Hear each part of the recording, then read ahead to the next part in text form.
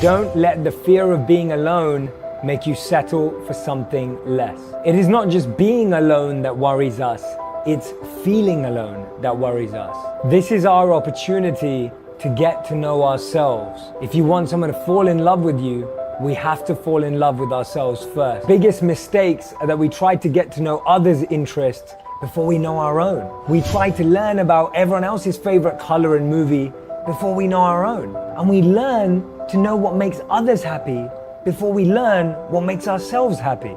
As Aristotle said, knowing yourself is the beginning of all wisdom. Number 2, don't chase anyone. And I mean it. If you have to chase someone, that means they don't want to be with you. Maya Angelou said, when people show you who they are, believe them the first time. This is your time to chase personal growth, to chase your development, to chase your dreams, your passions, your potential, and your purpose.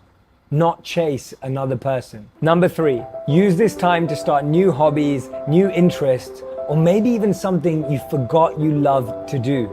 Maybe there was something in your childhood that you've now left behind. Maybe there's something that you used to turn to that you've forgotten about. Recreate that, relive that, bring that back into your life with this extra time that you now have.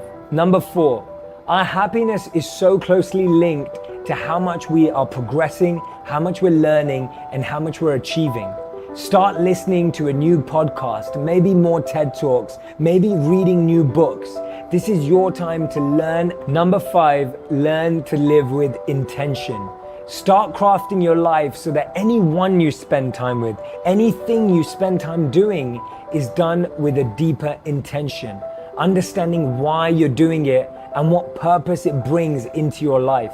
Number 6, learn to talk to yourself. Remember, the most important meeting of the day is with yourself. The most important call is with yourself. When you're able to interact with yourself, understand your emotions, and navigate your mind, you're starting to be comfortable alone.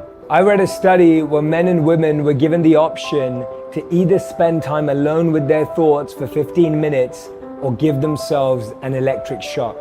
Roughly 30% of women gave themselves an electric shock, and around 60% of men chose the electric shock. Instead of using an escape, instead of finding another person or thing to get attached to, learn to be comfortable and at peace with your own thoughts.